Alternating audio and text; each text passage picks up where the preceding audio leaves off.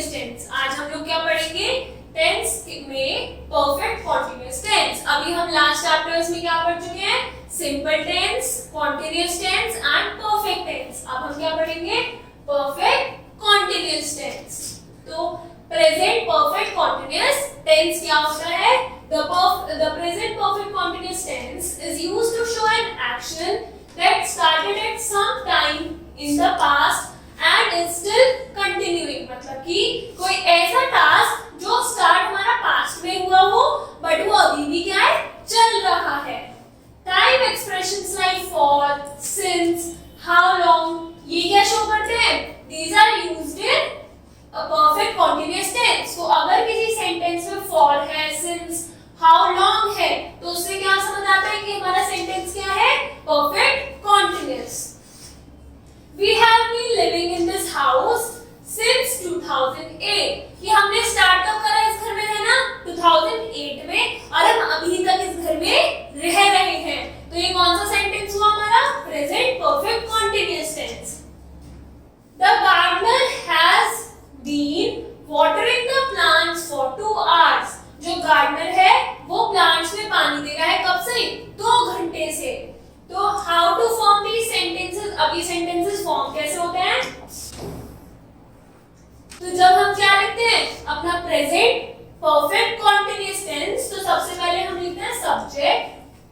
Subject क्या हो सकते हैं हमारे? प्रोनाउंस या फिर नाउन्स, और जो प्लूरल सब्जेक्ट्स और ये क्या है हमारे?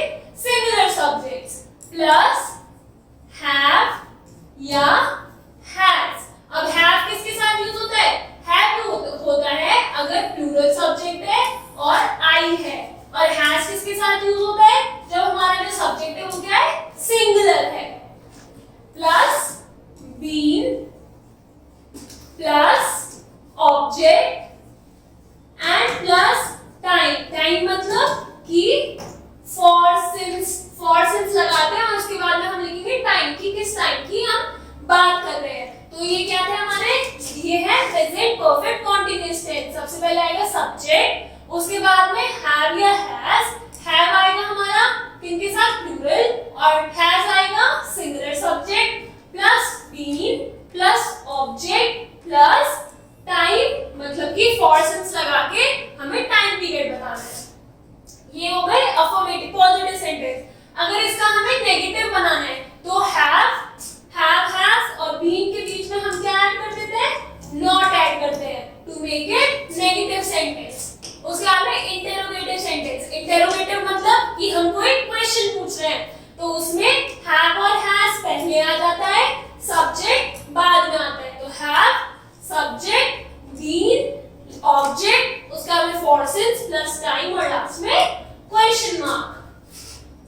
For example we have. अब वी क्या हो गया हमारा? सब्जेक्ट जो कि है प्रोनाउन और जो कि है प्लूरल सब्जेक्ट। तो प्लूरल के साथ आता है हैव, तो हैव बीन। फिर क्या ये हमारा सेंटेंस? सेंटेंस है हमारा प्रेजेंट परफेक्ट कॉन्टिन्यूअस टेंस। तो कॉन्टिन्यूअस में क्या आता है? जो वर्ब की आईएनजी फॉर्म। तो लिविंग इन अलीगढ़ हो गया हमारा ऑब्जेक्ट, फॉर टाइम पीरियड के लिए 3 years। We have not been living in Aligarh for 3 years। ये हो गया नेगेटिव सेंटेंस। अब इसका इंटरोगेटिव कैसे बनाएंगे? have पहले आ जाएगा, be बाद में आएगा। Have we been living in Aligarh for 3 years? Now note, remember the following points related to the use of for and since in the perfect present perfect continuous tense। कि क्या क्या हमारे rule होते हैं to use for and since। तो for is used to suggest the period of time for which an action has been going on। कि मतलब एक टाइम पीरियड दे देते हैं, फॉर एग्जांपल कि for 3 years, कि हम 3 साल के लिए अलीगढ़ में रहे हैं। तो ये हमने क्या दे दिया? टाइम पीरियड दे दिया, इसलिए हमने लिखा for। अब 3 years कभी से भी हो सकते हैं, आज से भी हो सकते हैं, कल से भी, किसी से भी 3 years हो सकती है। For example it has been raining for 2 hours। तो 2 घंटे से बारिश हो रही है। हमने एग्जैक्ट टाइम नहीं बताया, हमने बस टाइम पीरियड बता दिया। Rajesh has been suffering from fever for 3 days। अब सिंस का यूज होता है, since is used to suggest the point of time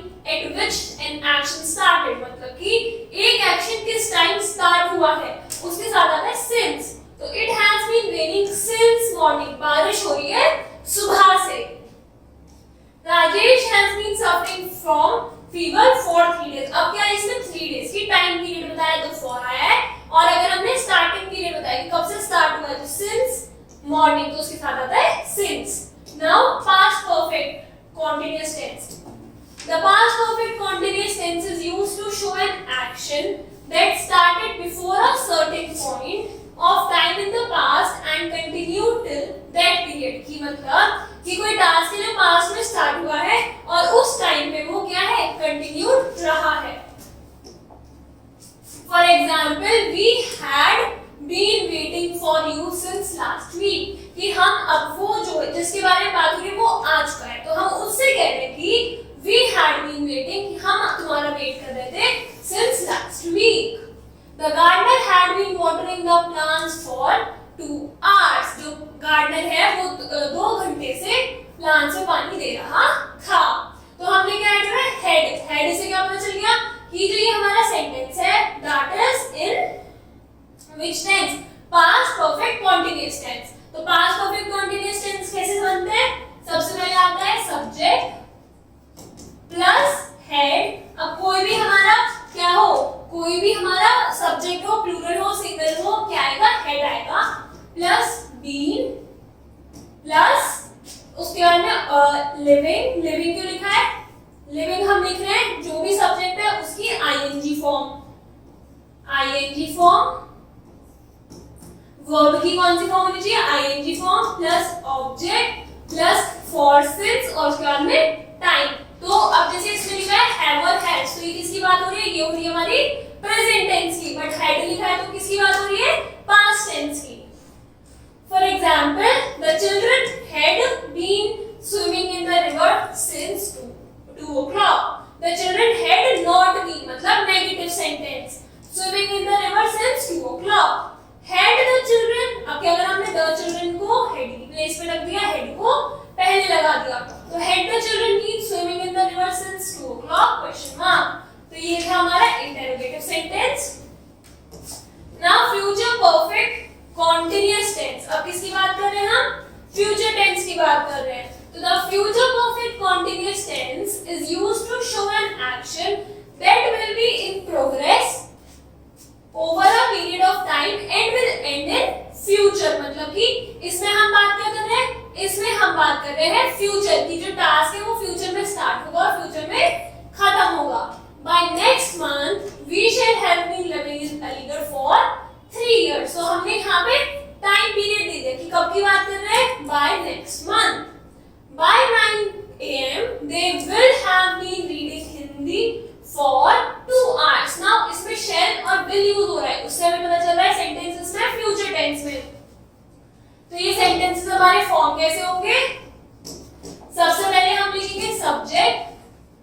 subject क्या होता है, सब्जेक्ट हमारा नाम हो सकता है, प्रोनाउन हो सकता है, और अगर सब्जेक्ट में हमारे आई है और वी है तो क्या यूज होगा, शैल, और बाकी के सब्जेक्ट्स के साथ क्या यूज होगा, विल, प्लस उसके बाद में यूज होगा हमारा have been, plus ING form of the verb, then हमारा क्या यूज होगा, फॉर या सिंस, और लास्ट में हमारा time period. For example, we shall, we हो गया हमारा सब्जेक्ट, और सब्जेक्ट वी है इसलिए हमारे उसके साथ क्या लगाया, शैल हैव बीन। लिविंग हो गया ऑब्जेक्ट, लिविंग हो गया हमारा verb with ING form. In Aligarh क्या हो गया हमारा, ये हो गया object, for to show time period, कितना टाइम पीरियड है, 3 years। We shall have not लगा दिया तो ये क्या बन गया, negative sentence. We shall have not been living in Aligarh for 3 years। Shall we have been living in Aligarh for 3 years? अब हमने we और shall की प्लेसेस चेंज कर दी, लास्ट पे क्वेश्चन मार्क लगा दिया, तो ये क्या बन गया हमारा, interrogative sentence. Now note, this tense is not much used in modern English। ये वाला जो टेंस होता है कौन सा, फ्यूचर परफेक्ट कंटीन्यूअस टेंस, वो मॉडर्न इंग्लिश में ज्यादा यूज नहीं होता, बाकी के होते हैं। तो अब आपको क्या